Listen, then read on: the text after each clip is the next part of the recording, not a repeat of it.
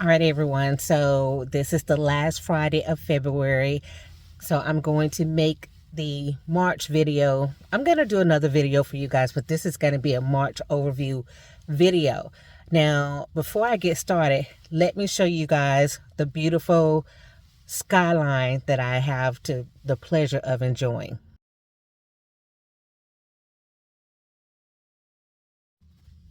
Isn't that gorgeous? And that's exactly what I think about March. March is going to be full of surprises. There's going to be moments of joy and happiness and beauty found within March. But let me tell you about March from the Dr. Fryson Method.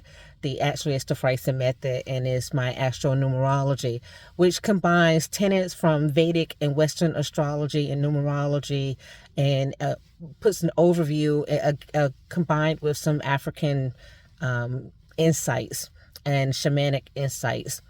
And let me just tell you guys March in general. So March is the third month, right, in the 12-month calendar system, and it is associated with the number 3 in numerology, and it is associated with the Gemini energy, which is ruled by Mercury, so it's associated with communication. And communication is associated with the number 3, but joy is associated with the number 3.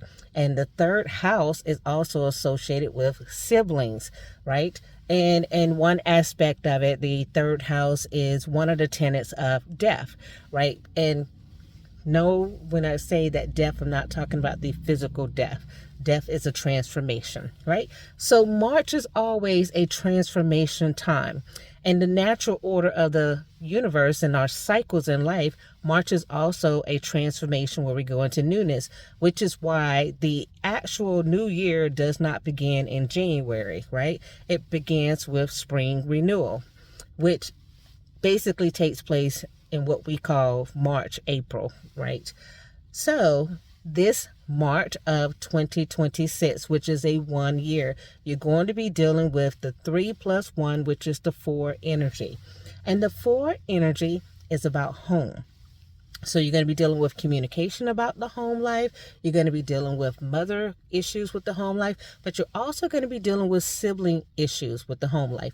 Now, remember when I told you guys that this year was going to be about the body. So I would expect for you to deal with more issues about health and health related to people in your home environment. So these are people close to you, right? Like that first degree, meaning your parents, your siblings, and possibly your children. But I really, it's limited in the children, limited to your first through your second born children, not all of your kids.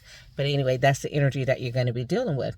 There's going to be some times for joy and celebration as you deal with this, but there's also going to be a time for insights and learning and going to another level of your education. And some of you, that might be because of health concerns, and you might have to learn a new way of living and a new way of dealing with life after you've overcome something related to health.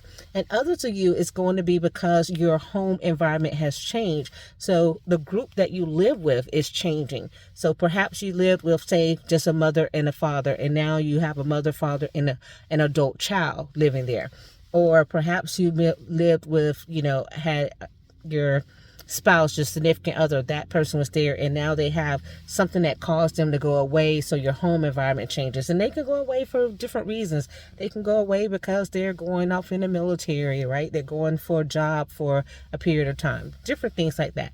But it's going to require some long distance communication, some insightful communication, some careful communication during this time. And it's also going to be a time for you to find a way to be creative. And this is creative in how you present yourself in the home environment, in the relationship, in your roles, right? Some of you are changing your roles. Some of you are becoming a caregiver, and you're not accustomed to that, and you have to deal with that for different levels. And some of you are becoming parents, because this is definitely the signal of a very fertile season, a fertile time. So that's what March is going to be dealing with. But there's 2 other parts of March that I want you guys to be aware of. March has 2 different signs, right? the Rashis, and the Rashis are Pisces and Aries. And so there's going to be different ways that Pisces and Aries are influenced. Pisces is influenced by Jupiter, right? And so dealing with our Gemini and our communication, your communication that's going to take place is going to be more expansive during this month. You're going to be looking for ways to communicate more on an international stage, meaning it's not just home. So for you, although these home things might be taking place, your mind and your outset and your outlook is going to be going beyond what you know to be home. So if you live in a particular city, it's going to be beyond your city, maybe to the whole state, maybe to the whole country, maybe to another country. And your way of communicating is going to be more in a broader sense, right? Aries is ruled by Mars, and your communication is going to be quick, fast, in a hurry, right? So you're going to be, let's get to the point. What do you got to say? Let's just give this to you, give it to you, give it to you. I'm done, right? Your communication is going to be different. This March is going to call for whomever, whichever side you fall on, Pisces, Aries, rapid communication, slow, careful communication, whichever version of you that is there, you're going to have to find a way to have some balance because you're dealing with these other issues. And although you might be looking for these other sites of whether it's international, you want to go do something, your responsibilities to your home are going to come into play. Okay? So be careful with your communication. You can find ways to have joy during this month. I can expect a lot of you to have some transitions with your job during this month. And if you are seeking a new job, this is the month to get into telecommunications on multiple levels. And that energy thrives during this time. All right. So maybe if you're someone who's thinking about going back to school, maybe that's something you can go back to school for. Okay. I think that's, now, caution you, there can be a part of you that becomes kind of rigid and inflexible because you have a plan in your mind of how things should go, how people should communicate, or how people should dress, or how people should eat, or how people should travel, what kind of car they should have, where they should go to school, who they should marry, who they should date, all these types of things. Remember that life is about more than just you. Okay? So you live in this world with a bunch of people, and you have to look at things from a holistic standpoint.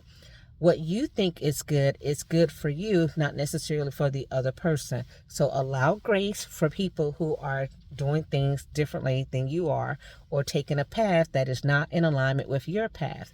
You're only here to focus on your path. And as people get on your path with you, they get on and get off at different points. You have to be grateful for the times when they're on and grateful for the times when they get off.